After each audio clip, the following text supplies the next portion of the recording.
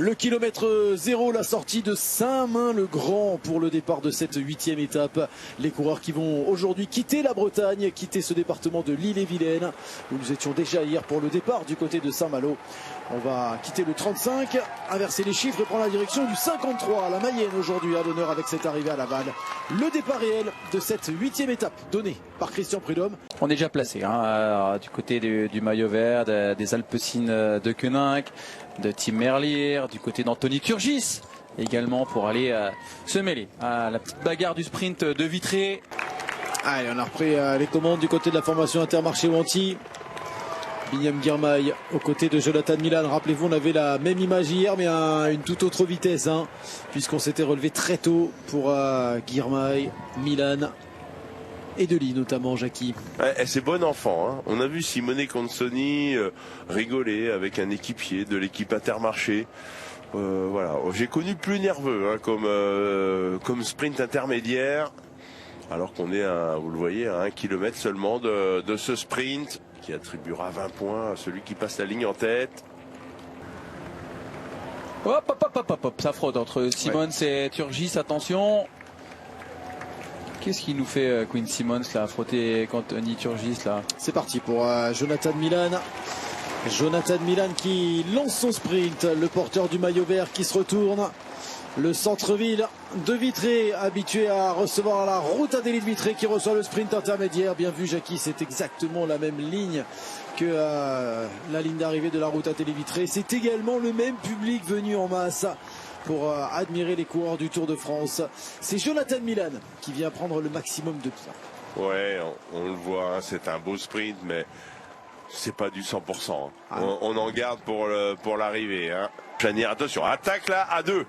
Tout à l'heure, ça fait 2-3 fois qu'ils essayent les Total Energy de Jean-René Bernaudot de sortir du peloton et Quinn Simmons va réagir. 2 coureurs de la formation Total Energy pour essayer de créer la première échappée du jour. Et oui, de chercher le combatif. D'aller chercher le combatif. Il n'y en avait pas eu lors de l'étape 3 en direction de Dunkerque. Alors les Total Energy ont envie de dynamiter un petit peu cette étape. Ouais, et puis on a vu tout à l'heure Quinn Simmons un peu contrôlé. Là, il les a vus sortir. Mais à 2, c'est mieux joué que seul. Et une attaque franche de l'arrière. Oh là, attention, chute Solaire. C'est Marc Soler après João Almeida, le Portugais hier. Encore un équipier de Tadej Pogacar au sol aujourd'hui. Sortie de virage comme ça là.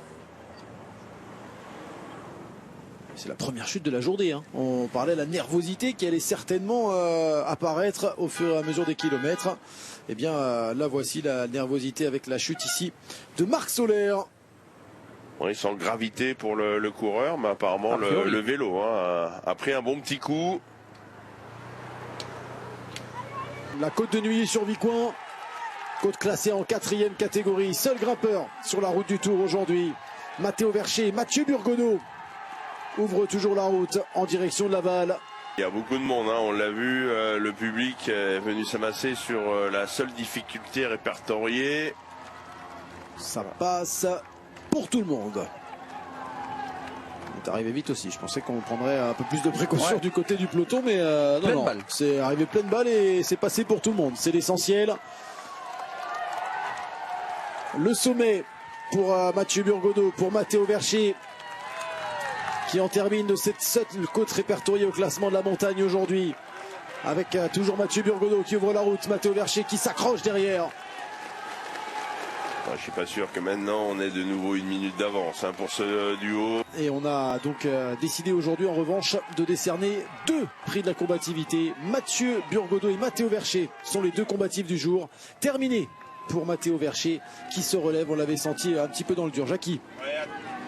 Information, Tim Merlier, victime d'une crevaison, d'un incident mécanique dans l'huisserie à 12 km de l'arrivée. On se souvient de l'incident de Arnaud Dely, mais ça remonte à 20-25 km, pas de souci. On s'est dit bon, ça va le faire, mais là il va devoir faire appel à des équipiers pour reprendre sa place au sein du peloton, remonter tout le peloton.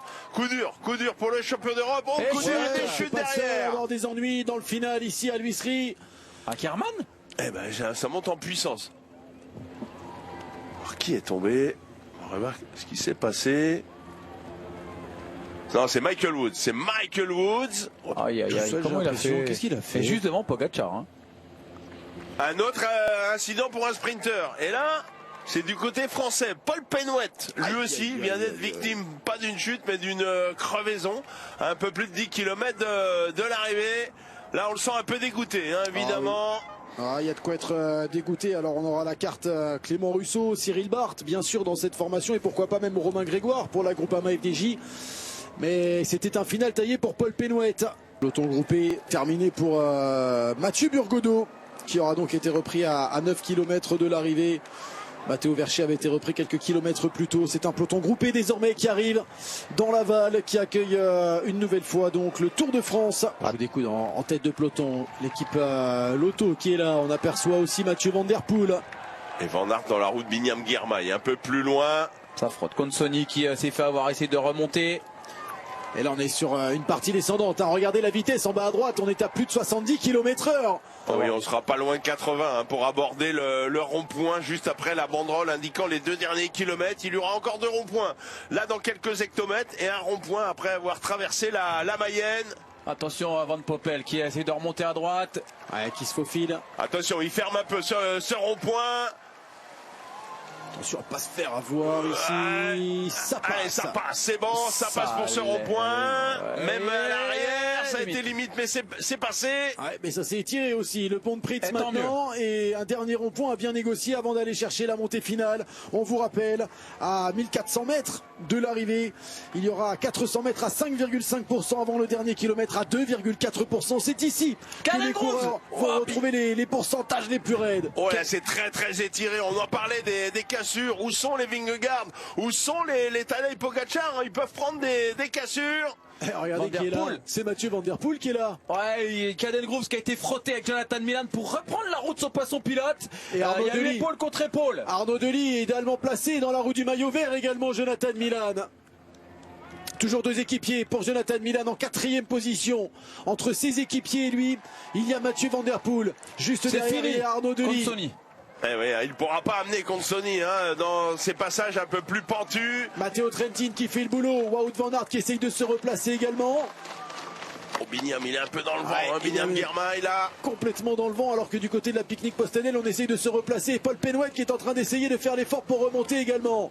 Ah, c'est Aski, hein, il me semble. Hein. Ouais, c'est pour Lewis Aski. Hein. Je pense pas que Penouette soit revenu déjà à l'avant-garde. C'est pour Lewis Aski. Hop, les coups d'épaule là. Les coups d'épaule entre Mathieu Van Der Poel et Lewis Aski. Et Dainese, Aski. Cyril Barth désormais qui emmène. Cyril Barth avec Jonathan Milan dans sa roue. Jonathan Milan qui va attendre le dernier moment. Mathieu Van Der Poel qui est là sur la droite de l'image, prêt à déposer Caden Groves. Attention à pas se faire enfermer pour Jonathan Milan. Mathieu Van Der Poel qui lance pour Caden Groves. Jonathan Milan toujours là. Jonathan Milan qui attend. Ça va jouer des coudes, ça passe pour Jonathan Milan qui va attendre le dernier moment pour déclencher. Toujours Mathieu Van Der Poel pour emmener parce qu'on ne voit toujours pas la ligne. Et c'est Wout van Aert qui est là également. Le sprint maintenant avec Jonathan Milan. Jonathan Milan avec toujours une petite longueur d'avance. Wout van Aert dans sa roue. Mais Jonathan Milan est surpuissant. Un sprint remporté par Jonathan Milan. Une arrivée taillée pour lui. Et à l'arrivée, le maillot vert débloque son compteur sur les routes du Tour de France. Victoire de Jonathan Milan. Je regardais s'il n'y avait pas des cassures. Il y a des cassures, mais qu'à partir de là. Donc on a vu Pogacar très loin dans la ligne. Et Tim Merlier qui avait fait l'effort après la crevaison a repris sa place, mais n'a pas trouvé les ressources nécessaires pour aller faire le sprint. On le savait, c'était un sprint de moelleux. Et il fallait être costaud pour éviter le retour de Wout van Aert. Le top 10 que Jackie vous a donné il y a quelques instants. Victoire de Johnny Milan devant Wout van Aert, Caden Groves, Pascal Ackermann et Arnaud Delis. Dans le top 10, on retrouve comme premier français Brian Cocard, 7e.